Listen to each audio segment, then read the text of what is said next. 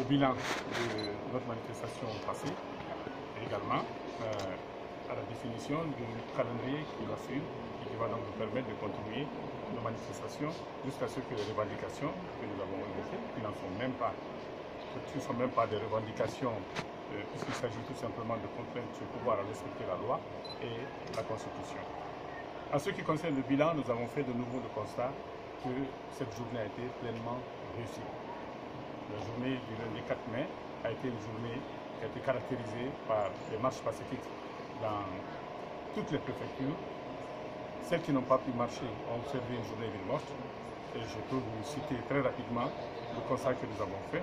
Il y a eu des marches à Koundara, à Dalaba, à Tougué, à Pita, à Dubeka, à Labé, à Koubia et même à Kirouani, ainsi qu'à Mali.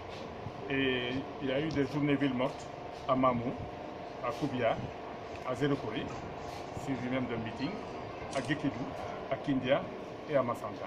Donc il y a au moins la moitié des préfectures de la Guinée qui ont observé soit la journée ville morte, soit qui ont exécuté donc cette marche pacifique que nous avons réclamée. Il faut dire donc que c'est un franc succès. Je ne parle même pas des 5 communes de Conakry qui ont été totalement paralysées. Même la commune de Kaloum, qui traditionnellement est à l'abri de ce type de manifestation, a quand même manifesté. Donc il s'agit d'une réussite pleine et entière et nous nous félicitons que le peuple de Guinée soit en accord total et en harmonie avec l'opposition guinéenne dans la mesure où nos revendications sont portées par les populations du Conakry et de l'intérieur du pays. Malheureusement, le bilan ne se limite pas à cela. Il y a encore un bilan sécuritaire macabre. Il y a eu encore un mort, un jeune de 30 ans, Mamadou Baïdo Diallo, qui a été bastonné jusqu'à ce que la mort s'en suive.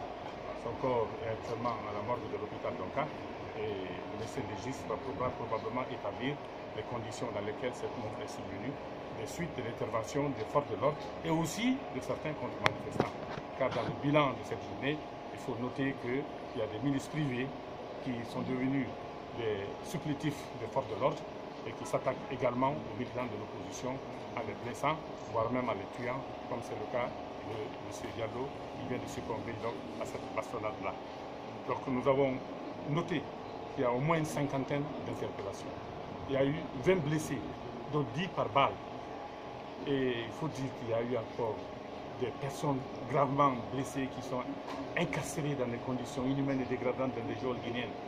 Nous faisons tout notre possible pour attirer l'attention des autorités nationales et internationales sur la gravité de la situation qui fait que les droits de l'homme sont violés quotidiennement dans ce pays. Des personnes gravement blessées, au lieu d'être présentées à un médecin, sont plutôt incarcérées pour être présentées de façon hâtive et intempestive à un juge qui va s'empresser de le condamner. Donc nous sommes dans cette situation et nous avons aussi évidemment déploré la séquestration. Il ne s'agit pas de confinement des leaders, il s'agit de séquestration des leaders politiques à leur domicile. La séquestration est un délit qui est puni par le code pénal guinéen. Et nous allons donc porter plainte devant les autorités pour séquestration et demander à ce que la justice soit appliquée, se prononce sur ces questions.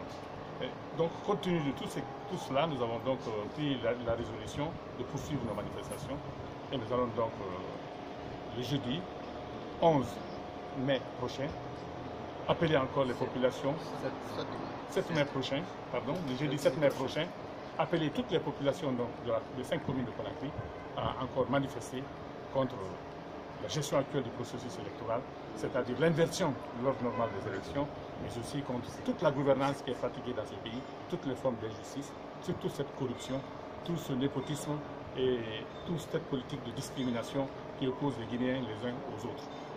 Nous allons faire suivre cette marche donc, du jeudi 7 mai d'une autre marche dès le lundi suivant, le lundi 11 mai.